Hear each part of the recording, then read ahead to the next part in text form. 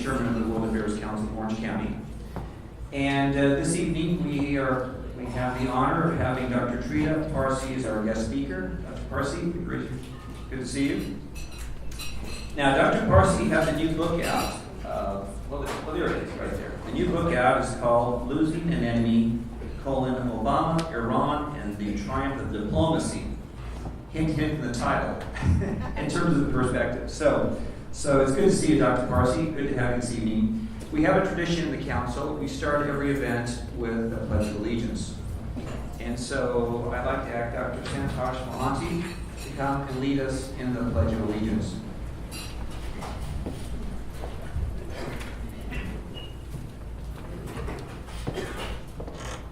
I pledge allegiance to the flag of the United States of America and to the republic for which it stands, one nation under God, indivisible, with liberty and justice for all.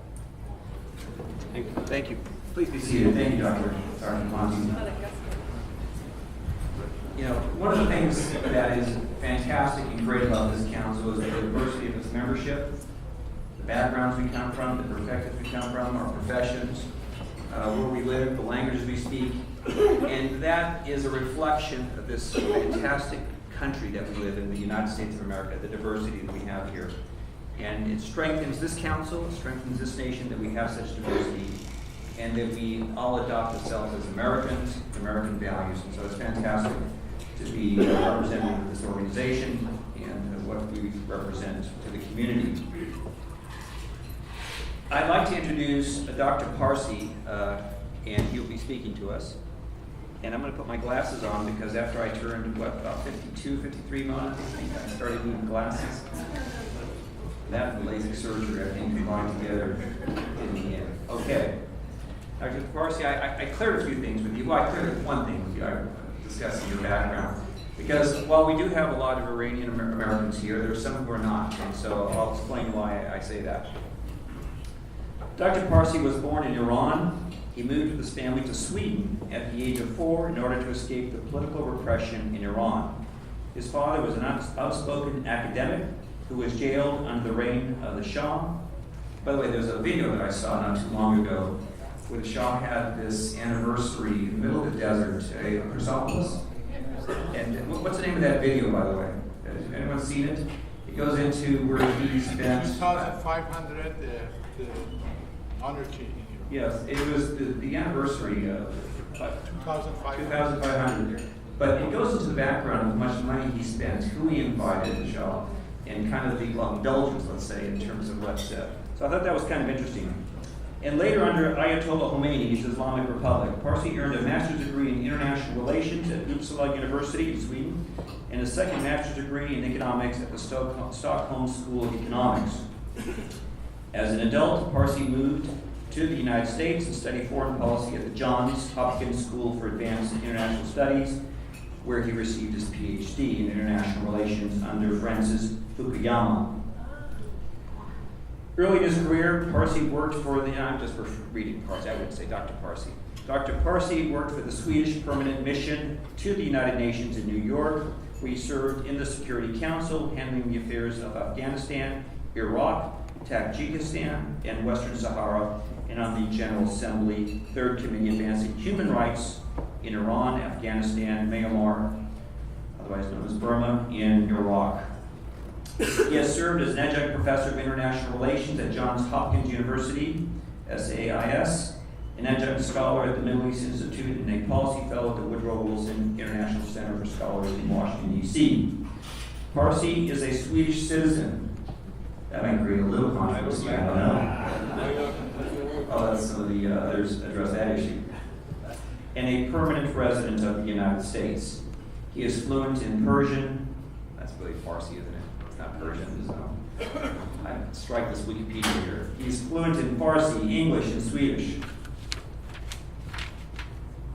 Now, why he's here this evening. In 2002, Dr. Parsi founded the National Iranian American Council. Is it pronounced NIAC or just NIAC? NIAC, thank you.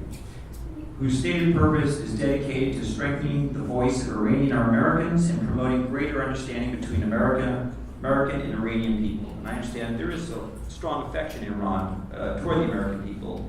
It's just the governments and some of the other issues that we have. And so that's a noble cause. Through NEOC, Parsi supported engagement between the U.S. and Iran and believed that it would enhance our national security by helping to stabilize the Middle East and bolster the moderates in Iran. In 2007, Yale University Press published Treacherous Alliance, The Secret Dealings of Israel, Iran, and the United States, where Parsi's work is an expansion of the 2006 PhD dissertation written at Johns Hopkins University. Now, there has been some controversy, some critics of some of his books, and I just to introduce some topics for discussion. Parsi noted, Thrall believes that the internal dynamics of states, so he's quoting what you're saying, the internal dynamics of states, i.e. their ideology, systems of government, ethnic makeup, class structure, religion, while important, have little or no impact on their respective foreign policies. And that's one of the issues, I guess, of contention in terms of what motivates countries in their foreign policy. In 2012, Parsi's thesis is that, the book in 2012, Dr. Parsi's thesis of U.S.-Iran relations are in a stalemate caused by institutionalized enmity. The 30-year-old U.S.-Iran enmity is no longer a phenomenon, it's an institution. He argues that way forth is through sustained diplomacy that he considers the only policy that remains largely unexplored and that has a likelihood of achieving results amounting to more than kicking the can down the road, which was what we had for several administrations. Now, his new book, Losing an Enemy, Obama, Iran, and the Triumph of Diplomacy. Dr. Parsi has been a guest on the Colbert Report, The Daily Show with Jon Stewart. He also gave a widely viewed TED Talk, I'm not familiar with that, TED Talk on the possibility of peace between Iran and Israel. In the talk, Dr. Parsi shows how an unlikely strategic alliance in the past between Iran and Israel could mean peace in the future for these two feuding countries. He is a frequent guest on news programs including CNN, PBS, NewsHour, NPR, and BBC, and Al Jazeera. Now, the reason I mention this part is only because I think a lot of perhaps Americans don't realize that Iran also has a melting pot. He was raised as a Zoroastrian, and Zoroastrian is one of the four faiths. Zoroastrian is one of the four faiths that are recognized in Iran, along with Christianity, Judaism, and Islam, of course. He regularly wears the Ahura Mazda necklace, and I think Mazda is that in my bio? It's in here, and he is married to Amina Samali, and who's a human development specialist at the World Bank. So please welcome Dr. Parsi here this evening.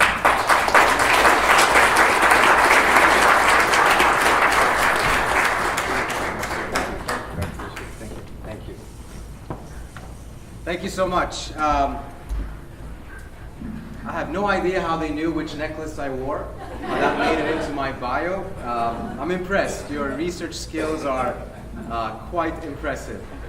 It's a great pleasure being here tonight, and I'm very thankful for the council for inviting me, and for all of you for attending. I know that there's plenty of things to do in California on a beautiful evening like this, so I really appreciate that you're taking time out of your busy schedule to come and listen to an issue that clearly has been in the news and is going to be in the news even more in the next coming weeks and months as a result of the current tensions between the United States and Iran. I'm here because I just published a new book. It's my third book, which is largely on a similar topic. I've written now 3 books on the geopolitics of the Middle East, particularly the rivalry between the United States, Iran, and Israel. But I was really hoping that this would be a different book, because the 2 previous books showed in detail the many times that diplomacy and diplomatic openings were either rejected or missed, systematically driving the situation towards a military confrontation. And with this one, we finally had a diplomatic triumph. In my view, a remarkable achievement.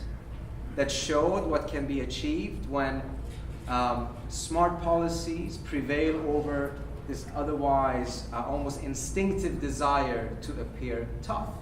Not in any way, shape, or form arguing that peace was achieved with this deal, but rather that an opening was created, an opening to potentially lose an enemy in the Middle East. And when was the last time the United States lost an enemy in the Middle East? I have a hard time remembering when. But then, by November of last year, a certain person who had very strong negative views about this deal won the elections, and I had already finished the book, and I ended up having to rewrite the last chapter once more. And in some ways, it ended up becoming somewhat similar to the previous books. Now, throughout the negotiations, I find myself in a rather unique situation. I was advising the Obama administration on the nuclear talks. I also had access to the Iranian side and had an opportunity to be able to get their perspective on these issues. And it wasn't entirely unusual that I could be at the White House early in the week for a briefing, and then I would fly out for the negotiations as an analyst serving the media on the ground. And I would end up having a 2-hour private conversation with the Iranian foreign minister, being able to get their perspective and to get a better understanding of the two sides' calculations, their strategies, their tactics, their fears, their hopes.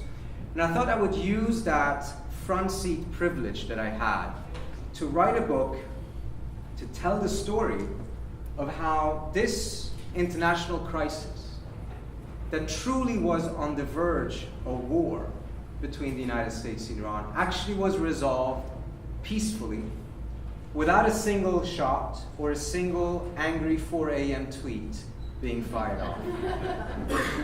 And again, yeah, it's not a peace that was achieved, but I'm hoping that if we understand what went right, that we would be able to use some of these lessons to apply to other cases. We right now have a very, very serious situation with North Korea. What can we learn from these other negotiations and how that was done in order to make sure that that issue is resolved without a confrontation, which everyone agrees would be absolutely catastrophic. Now, when it comes to the Iran negotiations, I think it's important to recognize that this was never just about the nuclear issue. The consequences truly range from peace to war, and that's where I would like to begin. April 2012, at a moment when the United States was amassing very, very strict sanctions on Iran. The Iranians were aggressively going forward with their nuclear program. The Israelis were making regular threats of taking preemptive military action. A most unusual group of former officials and current officials assembled in a very, very small country in Europe, far away from the eyes of the media. There were several Iranian diplomats there, including members of the Iranian nuclear negotiating team. There were several American officials there, including a very senior American general. But perhaps most surprisingly was the very important delegation from Israel. And even more shocking, perhaps, was not who was there, but what was being said. Let me give you a quote. "This is not about enrichment. This was never about enrichment." The Israeli official looked straight across the room into the eyes of the Iranians when he uttered these words, and the room was completely silent. For 2 decades, we had heard that Iran's nuclear program, particularly its enrichment of uranium, constituted an existential threat to Israel. And the Israelis and the United States had insisted that without a complete cessation of enrichment on Iranian soil, this issue could not be resolved. But now, an Israeli official in front of the Iranians were saying this actually is not about enrichment. Instead, he continued, Israel needed what he called a sweeping attitude change on behalf of Iran. Israel was not going to accept that Iran rejected Israel's existence and questioned its legitimacy. And it was not going to allow the United States to come to terms with Iran without Iran coming to terms with Israel. if the United States proceeded to strike a nuclear deal with Iran, and by that end decades of efforts to isolate and contain Iran, Israel would be abandoned to face hostility from Iran alone without the full backing of the United States, the Israeli fear was. Israel could not accept that, and it would do everything in its power to prevent that from happening. This was not just a moment of clarity, it was a moment of utmost honesty that revealed some of the true drivers of this conflict. To better understand the meaning of what the Israeli officials said, we have to go back another 2 decades. 1991, the Soviet Union had collapsed. Iraq had been defeated by the United States in a UN coalition in the Persian Gulf War. This was a geopolitical shock both on a global scale and on a regional scale. Globally, the United States now emerged as the sole superpower. Regionally, the old order had been destroyed, but it was not yet clear what the new order would be that would be ushered in. With Iraq defeated, Iran and Israel emerged as two of the most powerful states in the region. And prior to this, despite their official enmity, they had actually had a pretty extensive security collaboration behind the scenes, which was driven by the two sides sharing common threats, Iraq and the Soviet Union. But with them now gone, increasingly, Israel and Iran began to view each other as rivals and competitors in the region. And it's at this point that you see the enmity that we're seeing today truly coming to birth. It wasn't because of Iran's ideology, even though ideology obviously played a role, because back in the 1980s, it was actually the Israelis who were lobbying Washington to talk to Iran, to sell arms to Iran, and not pay attention to Iranian rhetoric because it wasn't reflective of its actual policies. You all remember the Iran-Contra scandal, for instance. But with this new chaos in the region, the two sides were thrown into a rivalry in which they started to view everything in zero-sum terms when it came to each other. The Israelis cleverly moved and convinced the United States that Iran was now the greatest threat to stability in the region. And for the Israelis to be able to take a risk for peacemaking with the Palestinians, the United States needed to contain and isolate Iran. The new order that came into place with the acceptance of the United States of the Israeli argument was called the Dual Containment Doctrine. The new order was established, centered on Israel, Saudi Arabia, and Egypt, and on the isolation, the dual isolation of Iraq and Iran. For the Iranians, this was a huge blow. Tehran was hoping that it would end its isolation, that it would actually be able to move into an improved relationship with the United States. Instead, the US doubled down on containing and isolating Iran. The Iranian response was to turn to extremism and fund various groups that were targeting Israel. The Iranian calculation was that the weakest link in the American strategy was the peace process between the Israelis and the Palestinians. If that was sabotage and it didn't lead anywhere, none of the other objectives of the United States and Israel in the region could be achieved. But despite the Iranian efforts to undermine the American order, destroy it frankly, it wasn't the Iranians that succeeded in doing so. It was the United States itself that destroyed that order. By going into Iraq in 2003 with the aim of reaffirming America's hegemony in the region, taking out the regimes that were hostile to the United States and recreating new regimes there to America's liking. The hope was to be able to really strengthen America's control over the region. But precisely because the invasion of Iraq went so wrong, it wasn't a new order that was built. It was just the old order that was destroyed. And more importantly, the United States weakened itself to the extent in which it no longer had the capacity to impose on the region a new geopolitical equilibrium. Ever since, the Middle East has essentially been orderless, with no clear hegemon, and that is precisely why we're seeing the recurrence of violence here today. So many vacuums have been created, all sucking in major powers in order to have them essentially competing with each other, fearing that if they don't, other major powers will be able to get a benefit vis-a-vis them. For Israel and Saudi Arabia, the collapse of the American order was an absolute disaster. They were the main benefactors of the old American order. They enjoyed maximum maneuverability in the region, all under the protection of the United States. For Iran, the collapse of the order was a blessing in disguise. Yes, the Bush administration was very hostile towards Iran, but the Bush administration also removed Iran's main immediate threats, the Taliban in Afghanistan and Saddam Hussein in Iraq, unchaining and unleashing Iran, if you so will.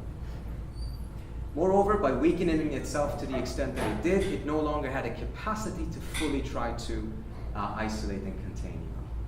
But the Iranians couldn't lock in this new favorable geopolitical circumstance as long as the United States refused to negotiate and recognize Tehran.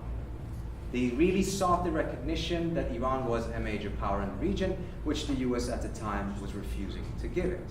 So it needed a crisis that would bring the US to the negotiating table, and almost by virtue of striking a deal with Iran, Iran would be recognized as a major party in the region and start coming out of its isolation. The Israelis did not want to see that negotiation for that very same reason. But ironically, the Israelis and the Iranians used the same instrument to achieve their opposite objectives, which was the nuclear program. For the Israelis, this menacing program was used to make unrealistic demands that would ensure that no compromise could be found.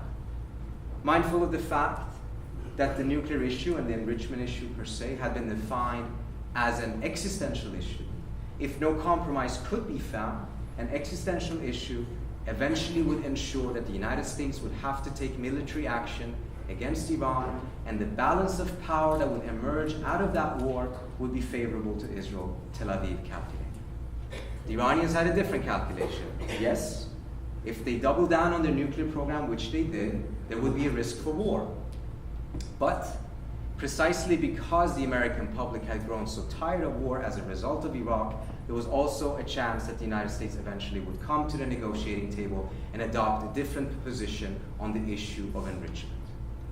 And that's the risk that the Iranians took. That was the crux for the United States. How to prevent the Iranians from getting a nuclear weapon, while at the same time preventing a military confrontation and preventing the Israelis from starting a military confrontation that the US at the time did not want, but all the same ensuring that if there was a negotiation, it would not put Iran in a position in which it would be able to define the new balance in the region.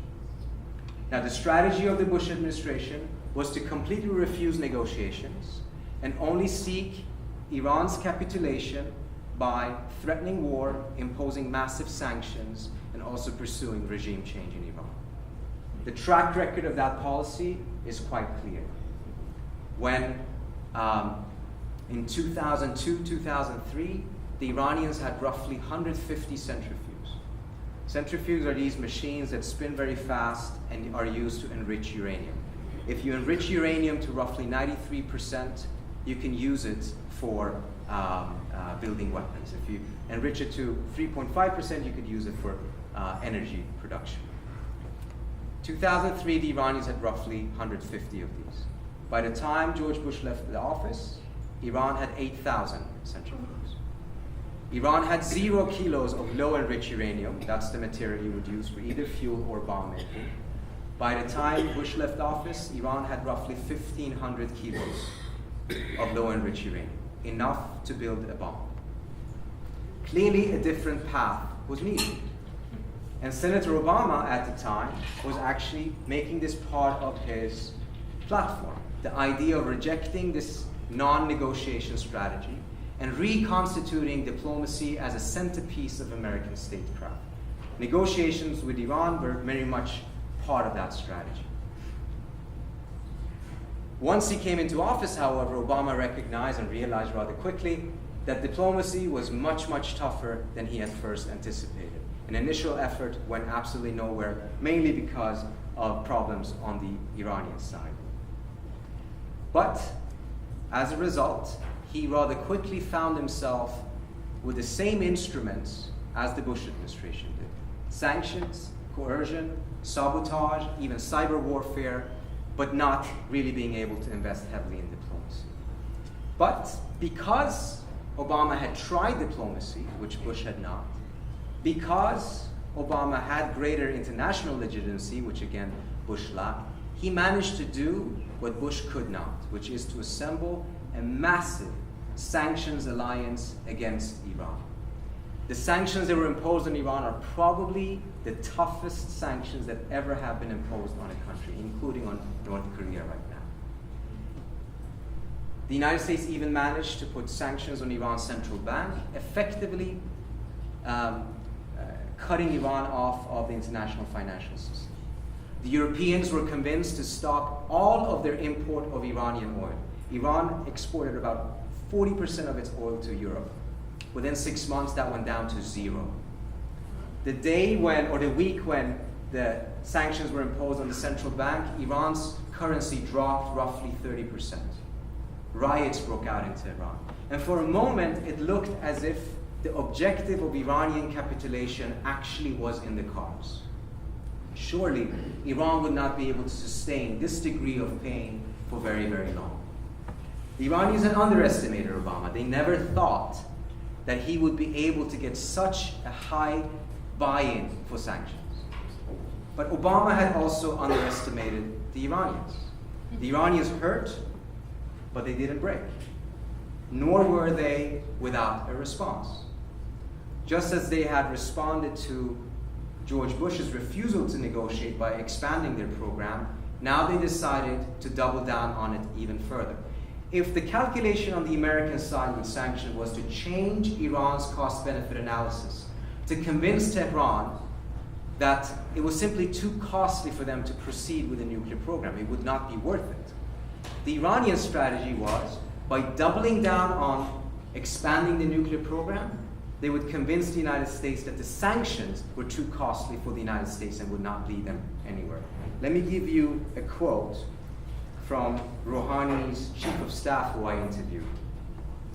Our strategy was to break the mentality of the other side by showing them that pressure would not work. So we escalated our nuclear activities to show what pressure would produce. The end result was that the United States inched closer towards crippling Iran's economy. The Iranians inched closer towards having a nuclear weapons option. And the Israelis inched closer towards taking military action. The question was, which one of these three clocks, the nuclear clock, the sanctions clock, or the Israeli clock, was ticking the fastest?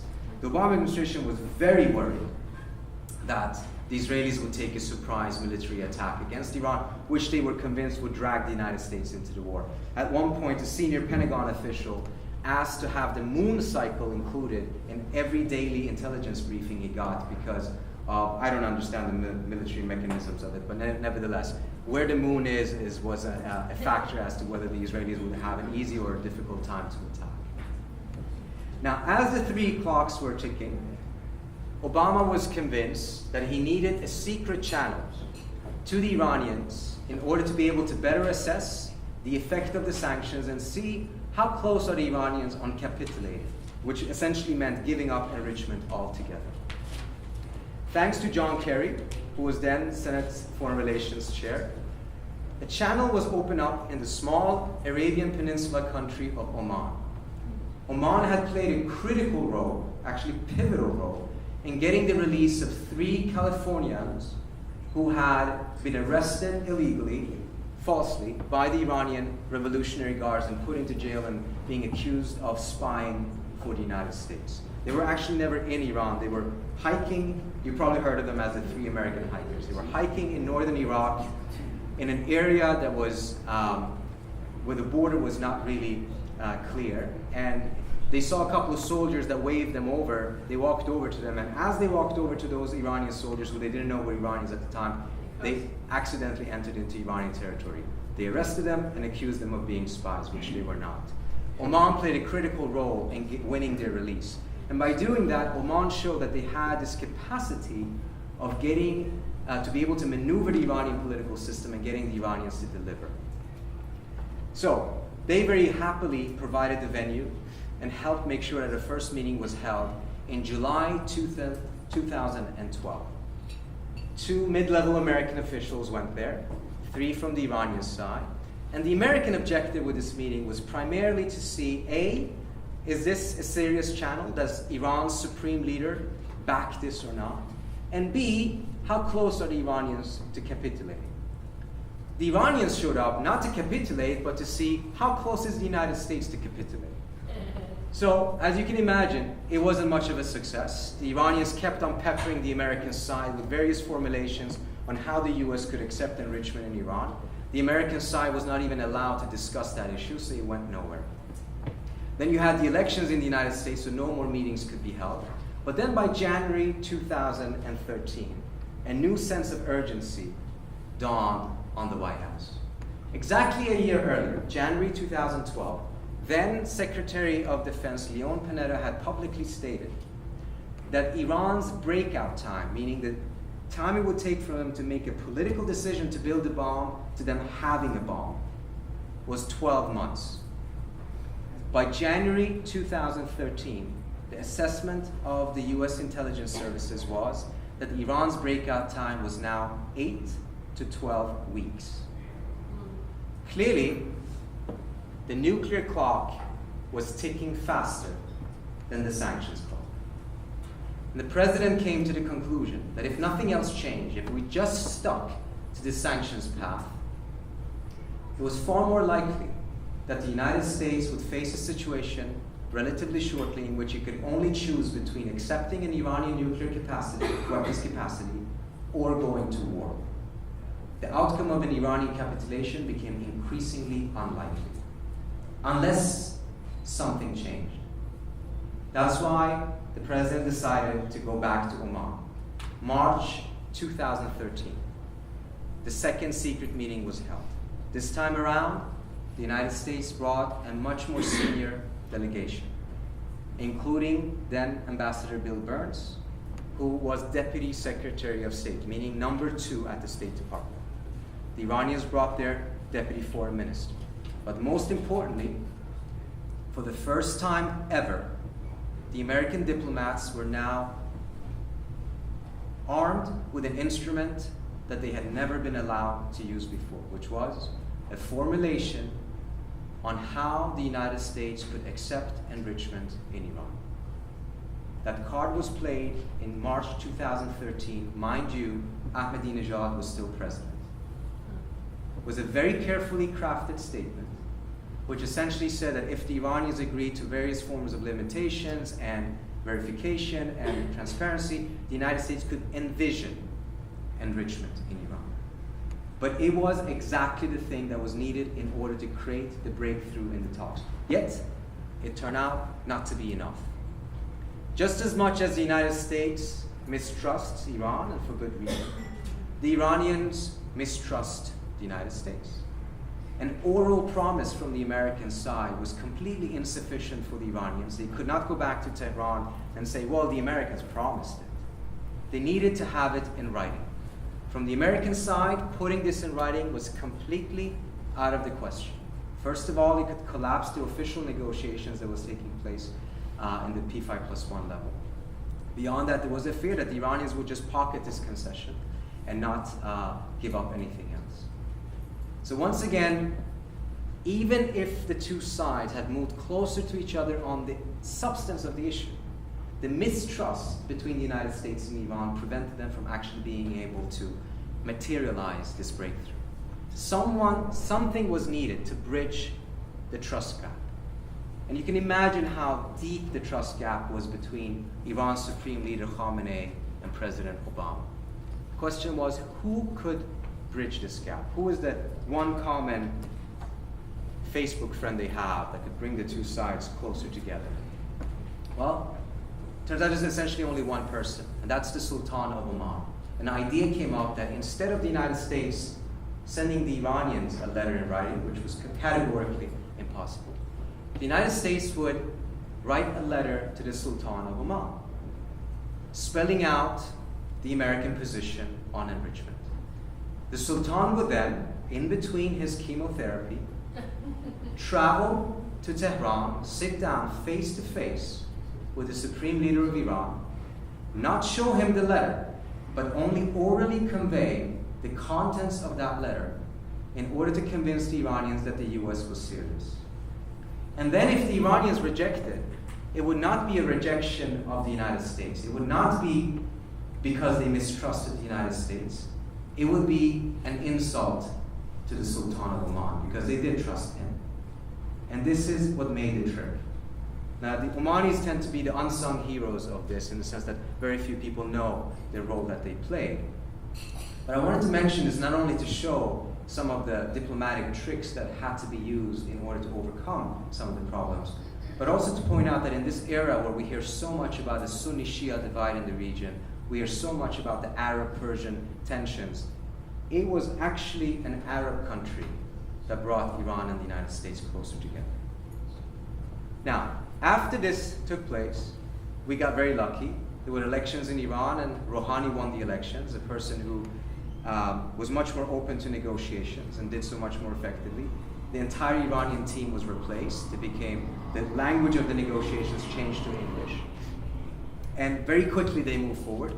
By November 2013, they had already had several secret sessions in Oman as well as in New York, and they reached an interim deal, the JPOA, which was absolutely crucial for the United States because it was the deal that changed the dynamic in which time no longer was on the side of the US. That was changed. The Iranians agreed to completely freeze the growth of their program. They would no longer expand the program.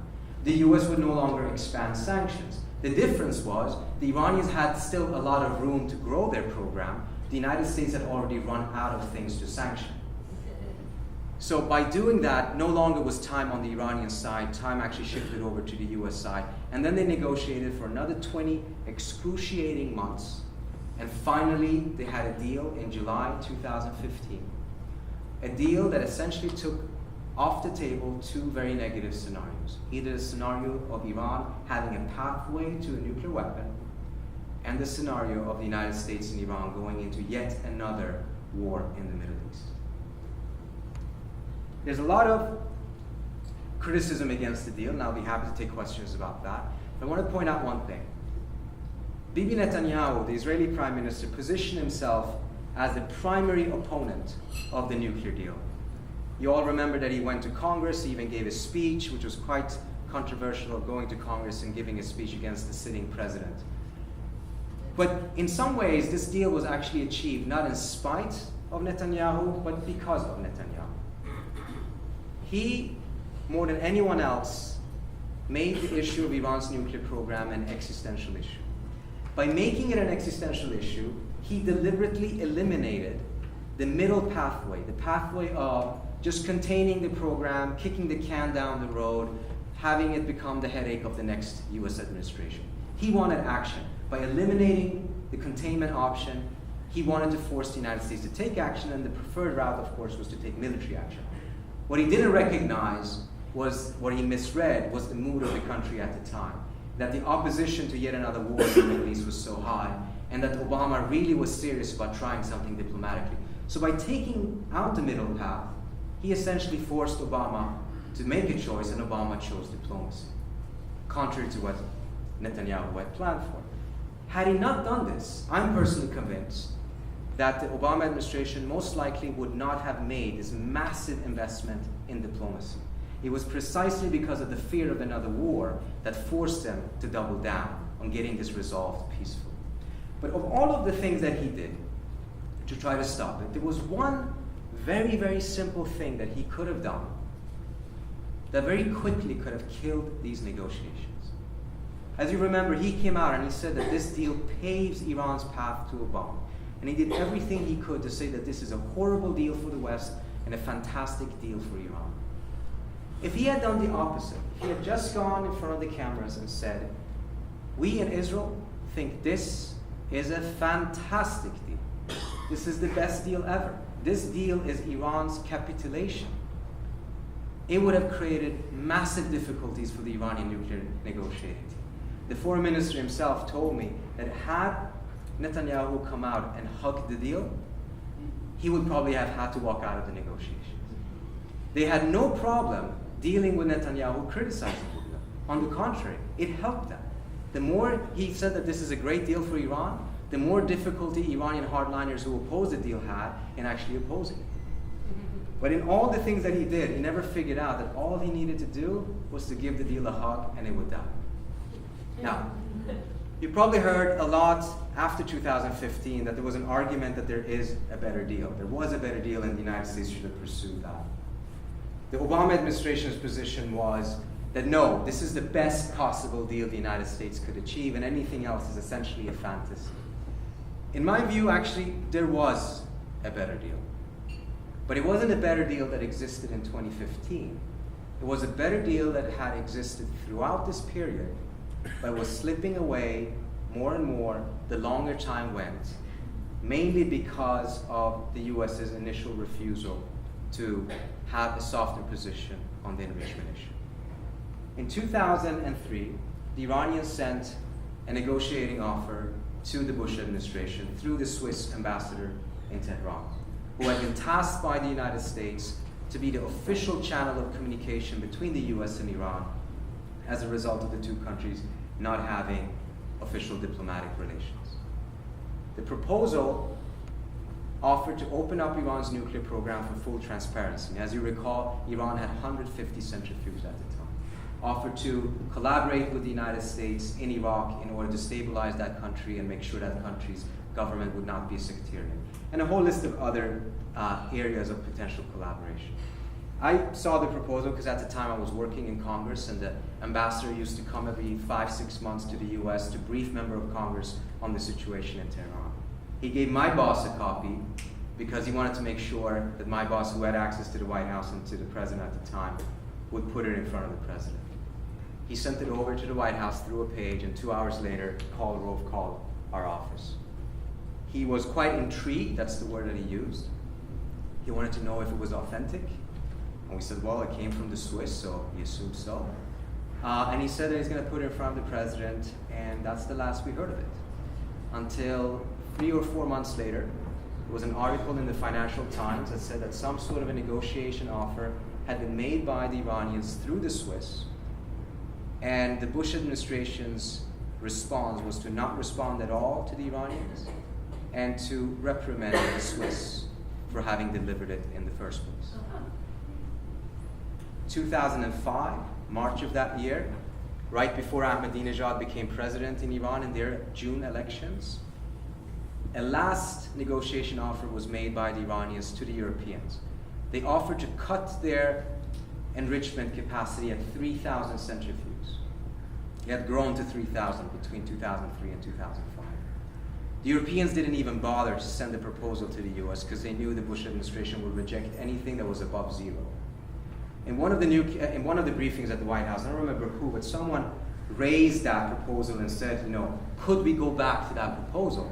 And the White House official said, one of the senior negotiators said, oh, we wish we would jump on that proposal if we could get it today.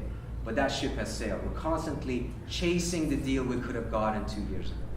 A couple of weeks later, actually, I was having an interview with Zarif, and I asked him about that because it wasn't clear where the deal would end up, how many centrifuges Iran would keep or not. And I asked him, do you think it will be more than the 2005 proposal? You offered to stop at 3,000 in that proposal. And he chuckled and he said, yeah, that was just the opening position. We were going to settle for 1,000 centrifuges. By the time the US and Iran reached a deal in November 2013, Iran had 22,000 centrifuges. Its stockpile of low-enriched uranium had reached 10,000 kilos, enough for roughly 8 to 10 bombs. I wanted to mention this because there is a narrative that says that sanctions were the reason why this deal came around. And clearly sanctions were very painful for the Iranians. But what we fail to do in our analysis is that we don't understand, we don't recognize the alternative costs to sanctions. When we're pursuing sanctions, what are we not pursuing? And what are the Iranians doing at the same time? Well, as we amass leverage through sanctions, which we used in the negotiations, the Iranians expanded their program, which also gave them additional leverage. And in 2003, we could have gotten a deal that could have stopped them at somewhere between 1,000 to 3,000 centrifuges. The deal that we got in 2015, after years of sanctions, let them keep 5,000 centrifuges. Beyond that, 10 years later, their knowledge of the fuel cycle, etc., had grown exponentially. I'm mentioning this to make the point that in these types of negotiations, it can be extremely costly to our side if we're too focused on coercive means, particularly if we combine those with highly unrealistic objectives. If we had a more realistic position from the outset, this issue could have been resolved earlier and most likely in a much more favorable way to the United States. Having said that, I'm on the record, and I believe it still, that this is a very good deal. I mentioned that they had 10,000 kilos of low-enriched uranium. As a result of this deal, they can never have more than 400 kilos at any moment in Iran. Their stockpile was essentially cut by, I think, 98%. And they went down from 22,000 centrifuges all the way down to 5, and massive inspections regime. But the most important thing, in my personal view, that this deal could have done is that it paved the way for an all-inclusive regional dialogue, one in which the Saudis, the Iranians, and everyone else would have to be at the table. And ultimately, if we want to see any type of balance, any type of a stability in the region, you have to make sure that all of these different parties actually start talking to each other and pursue diplomacy to a far greater extent. Unfortunately, in my view, by going to Riyadh, as the president did early this year, and in Riyadh calling for Iran's total isolation, which President Trump did, that small window of opportunity for an all-regional dialogue was closed. And that means that we're going to go back to the same cycle of violence in the Middle East. There's no guarantee that diplomacy would have worked, but no one believed that these negotiations on the nuclear deal would have worked. And they did. Thank you so much.